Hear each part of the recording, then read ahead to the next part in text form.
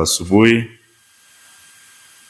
Basi ninashukuru kwa kuitika wito na kufika.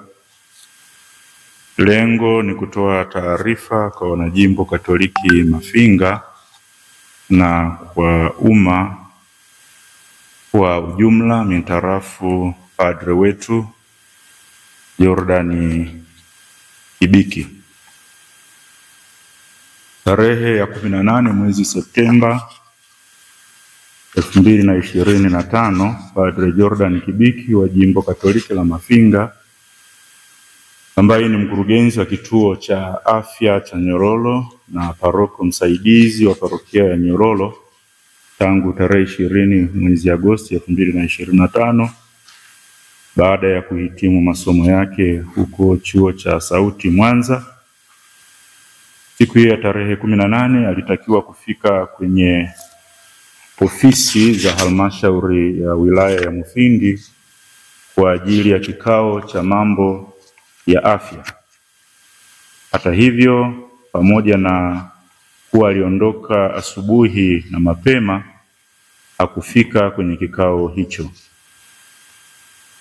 Padre Isaac Nzigiro, ambaye ndiye paroko wa parokia ya Nyororo, wakati anarudi kutoka Mafinga ambako alikuja kwa ajili ya shughuli mbalimbali za kiparokia, alikuta gari aliyokuwa anaitumia Padre Jordan imeegeshwa pembeni mwa barabara maeneo ya msitu wa Sauheli.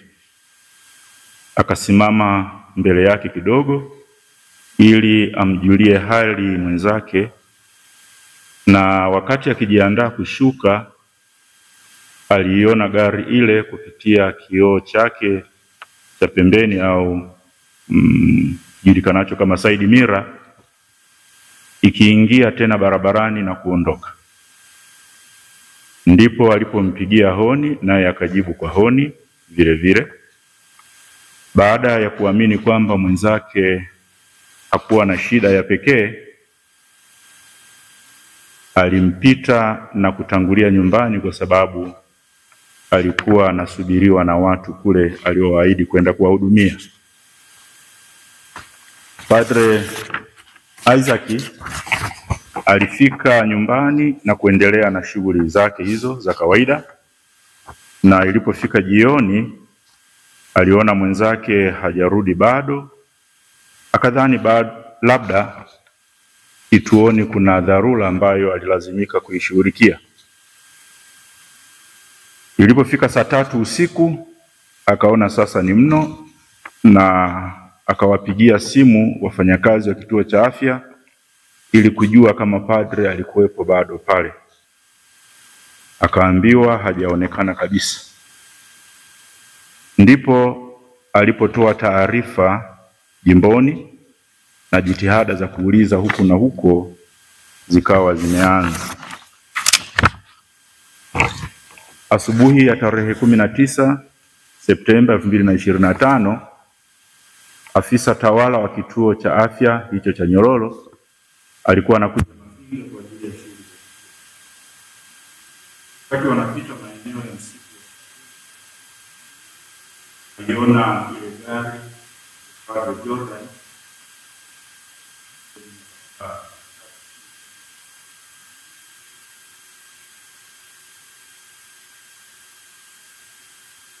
haraka akaona kama hakuna mtu. Baada ya kuona hivyo, beza jambo, Padre Isaac akawapigia simu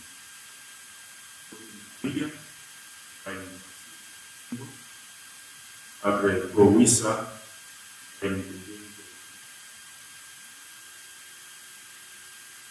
wote watatu, Gowisa na Padre Maria,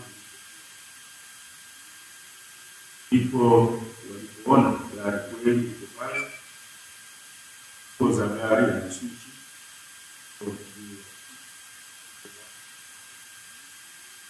hivyo waliamua kutoa.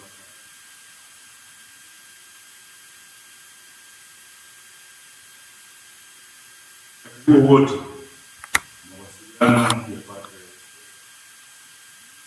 yanapatikana isipokuwa kwa ajili ya WhatsApp pia yuko salama na yuko sehemu asiyoijua.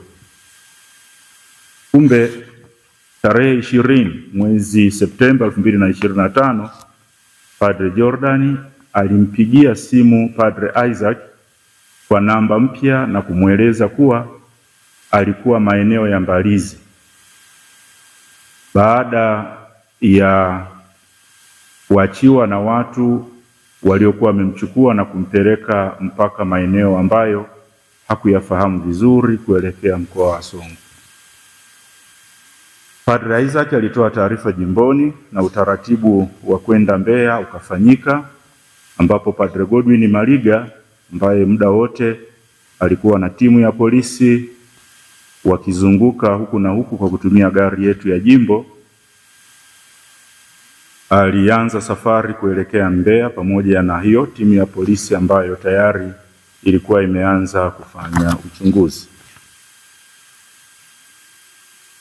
Baada ya kufika kule, walimkuta pamoja na baba paroko wa parokia ya Chosi, ambaye mimi baada ya kuwasiliana na Padre Jordan mwenyewe, baada ya kupewa ile namba yake mpya na kunihakikishia kwamba yuko Mbalizi na yuko salama, nilimtuma huyo paroko wa Chosi ambaye parokia ambayo yuko jirani zaidi na Mbeya kwa ajili ya kwenda kutoa misaada ya haraka ya kibinadamu. Na baada ya kukutwa kule, basi polisi walifanya kazi yao, wakaanza mahojiano naye.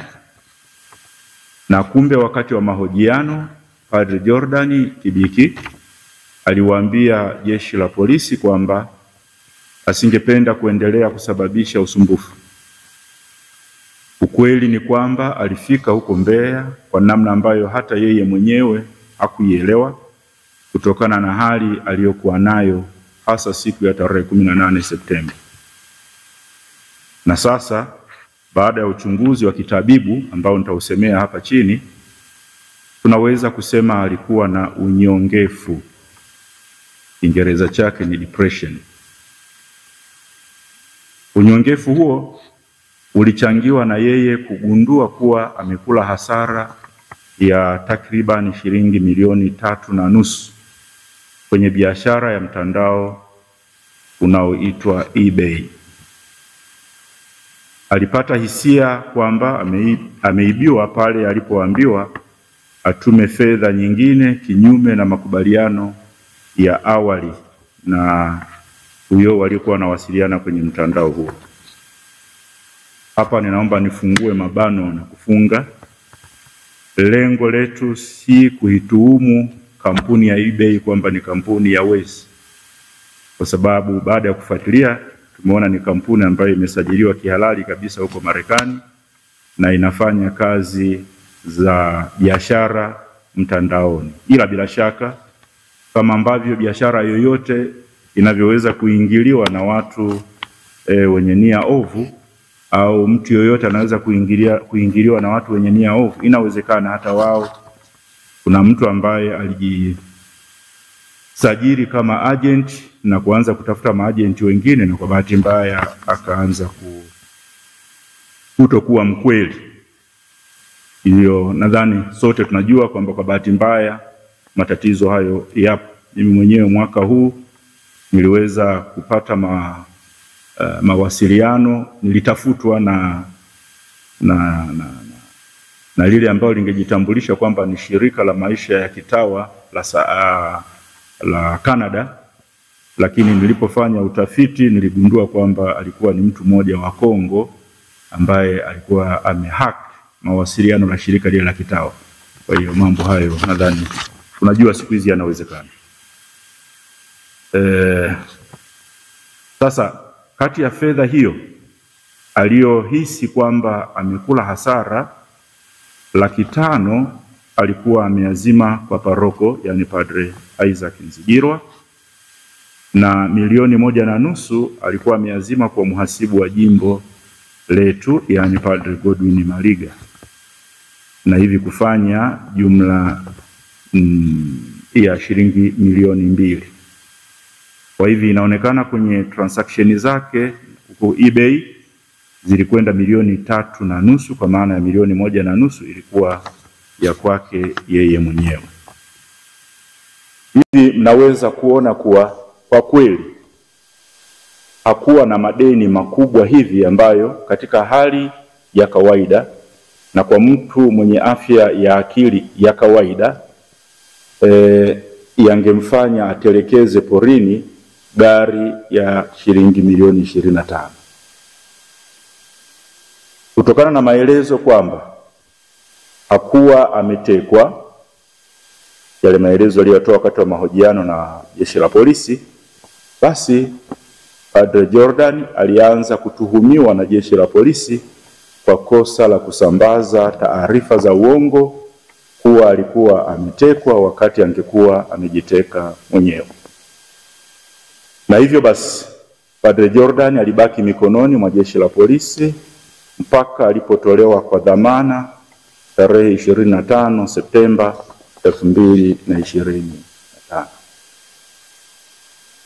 Tarehe 26 Septemba 2025, baada ya mimi mwenyewe kuzungumza naye kwa faragha na kuhisi kuwa hakuwa vizuri, tuliamua kumpeleka hospitali ya rufaa Tosamaganga kwa ajili ya kuangaliwa afya, na ikathibitika kuwa ana unyongefu, yani depression, na hivi akaanzishiwa matibabu.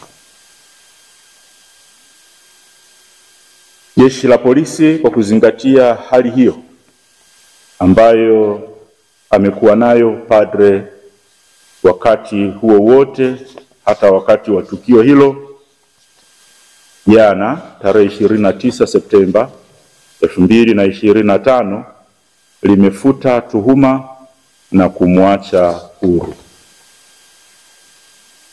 Tunawashukuru sana jeshi la polisi kwa uamuzi huo. Naomba ifahamike hivi kwa mujibu wa sheria za kanisa ambazo ziko kwenye mkusanyiko huu,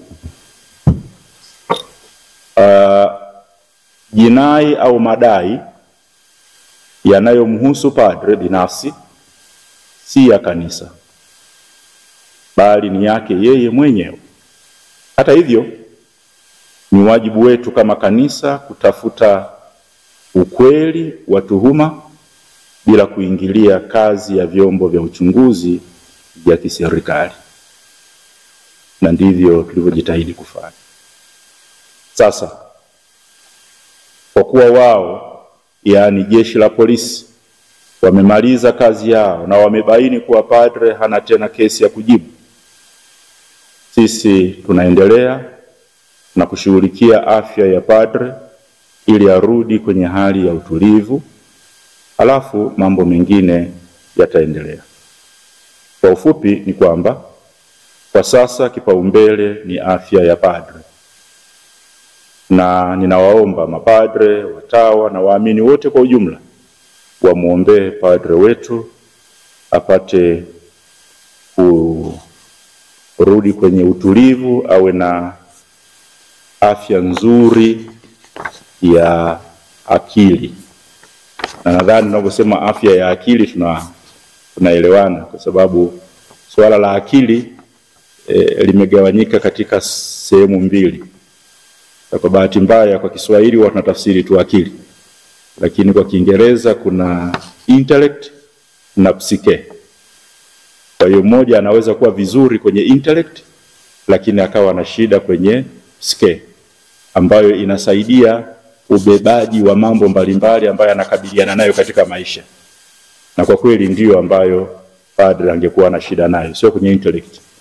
Sasa kwenye intellect tunajua yuko vizuri sana.